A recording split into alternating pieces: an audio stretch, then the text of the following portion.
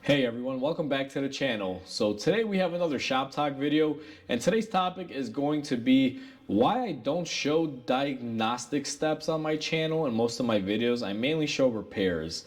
We're going to get into that topic today. Now before we go ahead and begin, if you haven't subscribed to the channel, hit the subscribe button down below and definitely smash that like button because it helps the channel out. And with that said, let's go ahead and get started on today's video. So the topic today is going to be why I don't show diagnostic videos on my channel.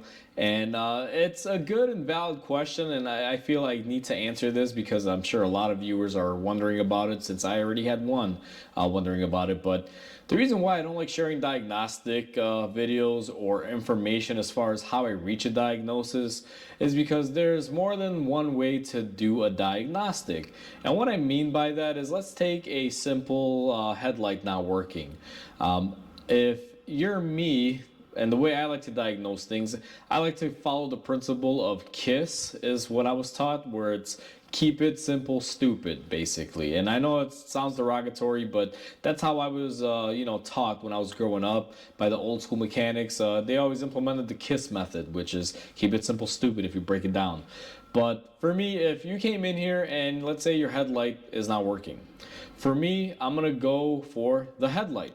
I'm gonna just see if it's good or bad. And what I might even do is just pull out the socket and plug a known good light and see if it works. And that's as basic as you can get on the diagnostic scale. Now, I have my own rudimentary way that I like to chase certain things.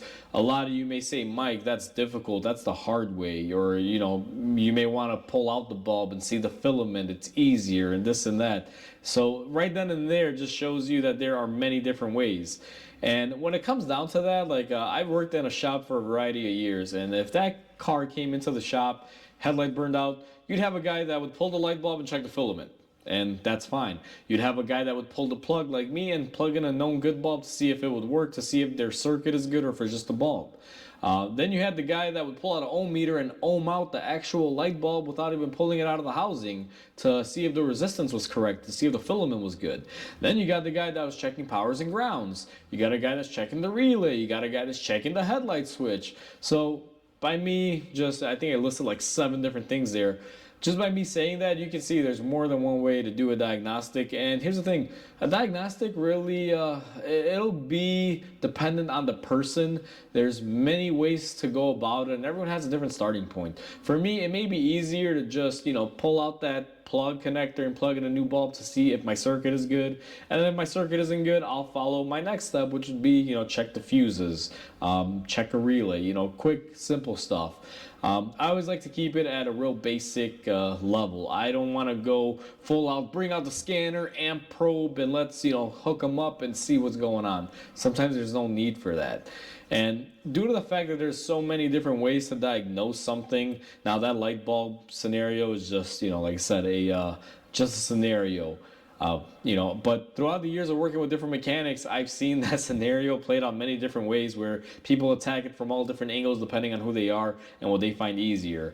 For me, it's easier to just pull out the socket, plug in a good bulb, and go from there. For you, you may want to rip apart the whole harness and check the wire just to figure out it's a light bulb. So, whatever. Now, I'm exaggerating, but either way, I've seen it done. I've seen people go way beyond spec. I work with a guy that would ohm out the light bulb to know if the filament was good. Like, just take the 2 seconds that would take you to bust out your electrical equipment and just pull out the bulb and look at it. I don't know. For me, he was suffering more than he should have. But for him, it was easy. So it is what it is. When it comes down to diagnosing things, it all really depends on the person, and not every person is alike, and not everyone follows things by the book. If you are I guess you can say, newcomer to this, and let's say you have a manual that will have a breakdown of how you should be, following diagnostic procedures to check stuff. If you're using a flowchart, for example, those things are pretty much made to make you fail almost, from what I've kind of discovered throughout my years, because sometimes they'll take you to the most extreme scenario. So if you ever follow like a diagnostic flowchart, you'll see that, they have a particular steppage to them. And you'll find that you may have done one test to just, waste your time, because you could have skipped ahead 3 or 4 steps and done that initial test, and it would have told you everything from the previous. So depending on how you like doing things, it may be easier for you to do it one way or more difficult, and vice versa, depending on who you are. What is easy for me may be hard for you, and what is hard for you may be easy to me. So, I'm going to chalk it up and just leave it at that for that particular point. So, depending on who you are, you may attack a problem a different way than I would. That's the main reason why I don't like sharing diagnostic videos on here. Now, another reason that I won't share diagnostic videos is mainly the use of equipment. Now, when you're doing a diagnostic, there's a whole bunch of different equipment that you could be using, and I have quite a bit of them. I mean, I got scanners, I got test lights, I got power probes, I have certain electrical tools that test relays, fuses, I got wire chasers, just a whole bunch of different things that more than often commonly you're not going to find in an average DIY garage. And if you do have them, then you need to be making money off them because these tools aren't cheap. So overall, if I'm using, let's say, a circuit chaser or a wire chaser where you hook up a signal wire and you're running your probe to it to find a break in a wire, you may not have that particular tool. And for this one occurrence, you're not going to go out and buy a $300 set or $400 set of tools just to find one broken wire that you're going to use once. And in that scenario, for me, it's just kind of a waste of time on your part and a waste of money if you were to follow me and do that. Because what I find is that if you see something replicated on YouTube, a certain repair or something, and you have a similar issue, you're gonna want to follow step by step, especially if you're not too aware of how to do certain things.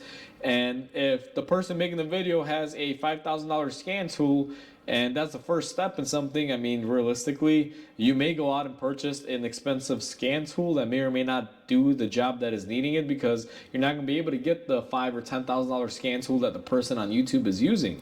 So for that reason, depending on who you are, you may not have the tools, and that's why I don't like sharing diagnostic videos, because I never ever want to pressure anyone into going out and buying a specific tool just to do a certain repair on their car and never use it again. Because in essence, if you're going to spend $300 on a tool, one time and forget that that tool is even there, and you're just going to wind up leaving it in your garage, you're better off just taking it to a local mechanic or shop and just having them fix the problem for about the same amount of money.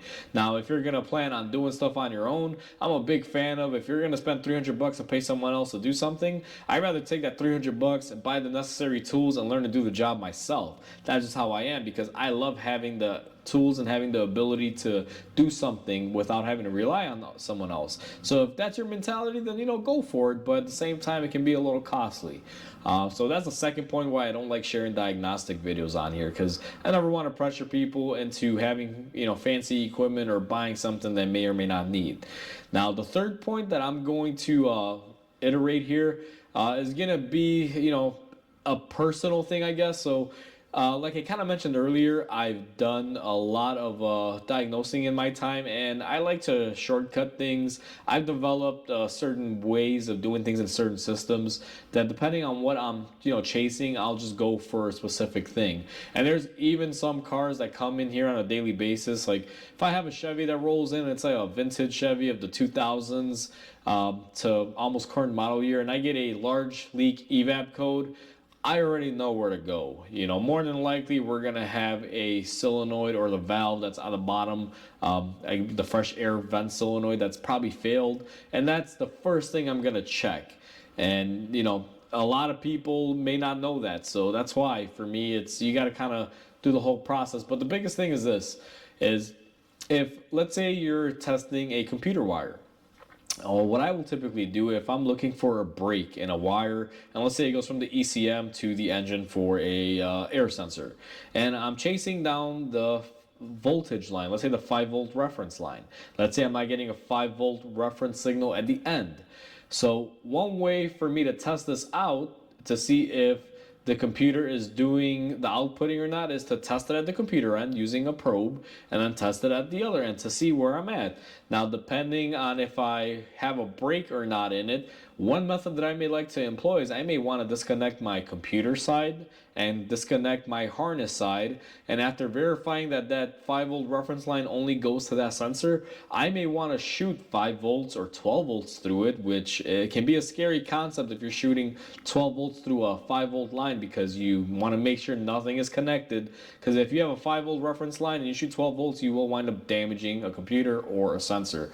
But see, in my scenario, I know that I would have to disconnect everything in that system and check to make sure that that 5-volt reference signal doesn't go to any other particular part of the system. And if I have a straight shot line and it goes from computer to that sensor, I'll shoot voltage through that line and I'll hook up a test light and I'll see how dim it is. And I will even go around leaving that powered and just moving and wiggling the wire to see where I can get it to light up a little brighter or a little less. Now, I don't employ this method a lot, but I'm just saying that's one way where if you diagnose something like that, it could be a little bit of a risky diagnosis, because if you don't know what you're doing and you shoot power on the wrong terminal, or it's something's connected to it and it's a 5-volt line and you shot 12 volts through it, guess what? You just took a repair and made it twice as hard, because now you probably got a bad computer, you probably burned something up, and you never know what can happen. And trust me when I say this, I speak from experience, because I'm not perfect. And when I started off, I made mistakes, and till this day I still make a mistake or two here and there. Now, I've learned, I get burned once and I will try to learn the best lesson valuable, and I've learned to check your T's and dot your I's before you do anything risky like that. So imagine if I do something like that in a video and you guys try to replicate it and wind up burning up your modules. Yeah, you're gonna be pretty pissed. So that's why I don't like doing that. It's just, I don't want to set anyone up to fail. I feel like the diagnosis part of anything is sort of, I guess you can say, a experience that is going to be solely dependent on the person doing the diagnostic and how they perceive the issue. And there's many ways to do it. That's why I don't really, try to get involved too much in that. Now, if you ever have a question regarding how to diagnose something, I'm more than happy to answer any questions, but to physically show people how I diagnose stuff sometimes. One, a lot of you may think I'm crazy for the way I do certain things and how I check things and how I come up to a conclusion. And a lot of you may try to replicate it, may be difficult, needing extra equipment and things like that. I just don't want to set anyone up for failure. My whole point of this channel is to help people out with repairs. Sometimes you do have to show, I guess you can say, certain things that are going to be deemed or considered risky, or like, why would you do it that way? It's not necessarily the right way or the wrong way, but it's kind of frowned upon. Sometimes you're going to have those situations and those moments, but at the end of the day, you just want to be, very careful. Like, I think the most extreme thing that I've ever showed people on here is how to open up a brake, emergency brake motor and wind it backwards on a Volvo, because the scanner wasn't, allowing me to do it. It wasn't updated to the point where it would work on that vehicle. So I showed people a manual way of doing it. And even though that's a very useful tip for someone who doesn't have a scanner, it can be kind of risky, because you're opening up probably a $300-400 motor, and if you do something wrong or you break something, you just cost yourself a bunch of money.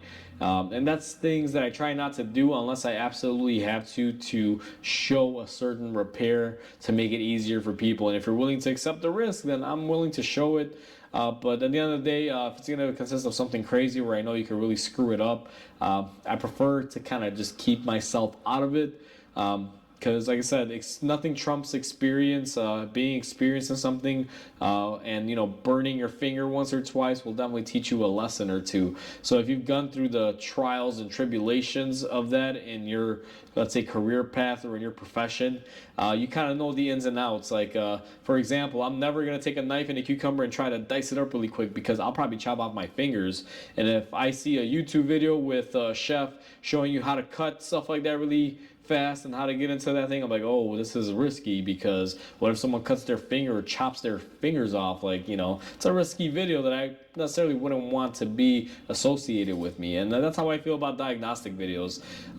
There's too many different ways to diagnose a problem, too many different types of people with different mentalities and how to attack a certain issue and what ways to start looking at it. And therefore, I don't feel that I should input my 2 cents in that, because it's always going to be a personal thing. Consider it to be just a way of how your intellect works and how you want to approach certain things.